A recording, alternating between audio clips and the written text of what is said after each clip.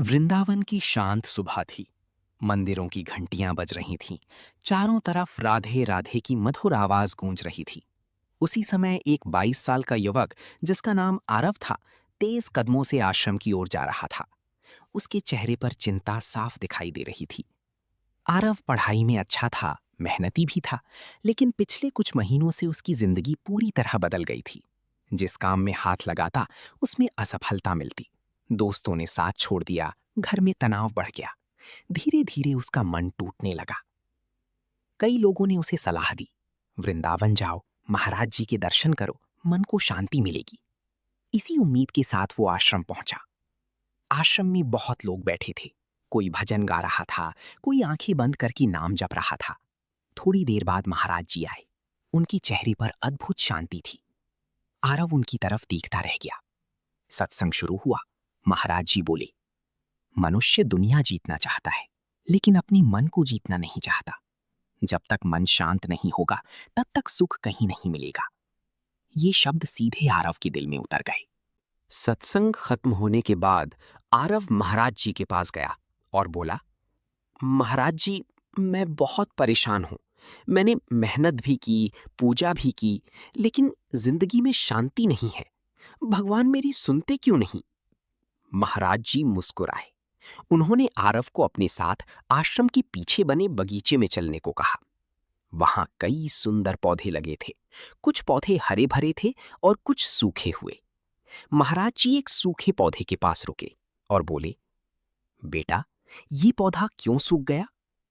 आरव बोला, क्योंकि इसे पानी नहीं मिला होगा। महाराज जी बोले, और अगर रोज थोड़ा थोड़ा पानी मिलता रहता तो ये हरा भरा रहता। महाराज जी ने धीरे से कहा, ठीक वैसे ही इंसान का मन भी है।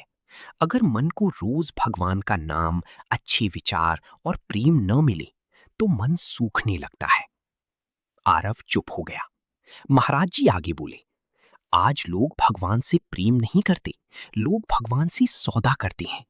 कहते हैं, भगवान नौकरी दे दो तो पूजा करूंगा, पैसा दे दो तो भक्ति करूंगा, दुख दूर कर दो तो नाम लूंगा। फिर महाराज जी मुस्कुराकर बोले, लेकिन सच्चा भक्त वो है जो दुख में भी भगवान का हाथ नहीं छोड़ता। ये सुनकर आरव की आंखें भर आईं।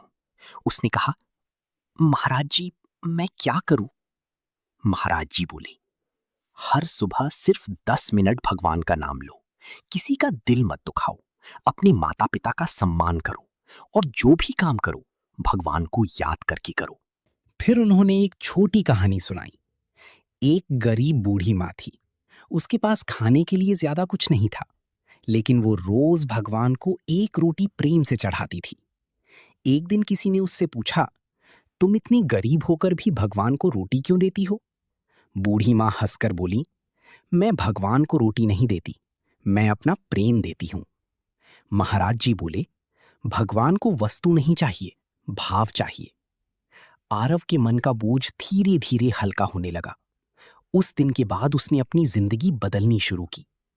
अब वो सुबह जल्दी उठता, मंदिर जाता, माता पिता के साथ समय बिताता, गुस्सा कम करने लगा, मोबाइल और बेकार चीजों में समय बर्बाद करना छोड़ दिया।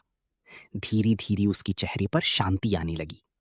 कुछ महीनों बाद उसे अच्छी नौकरी भी मिल गई, लेकिन इस बार उसके अंदर घमंड नहीं था। वो फिर वृंदावन आया और महाराज जी के चरणों में बैठकर बोला, महाराज जी, अब समझ आया कि असली खुशी बाहर नहीं, भगवान के नाम में है। महाराज जी मुस्कुराए और बोले, जिस दिन मनुष्य भगवान को अपना मान लेता है, उसी दिन उसका डर खत्म हो जाता है। आश्रम में भजन शुरू हो गया। राधी राधी बोल श्याम आएंगी। आरव की आंखों से आंसू बहने लगे, लेकिन इस बार ये आंसू दुख की नहीं, शांति और प्रेम की थी।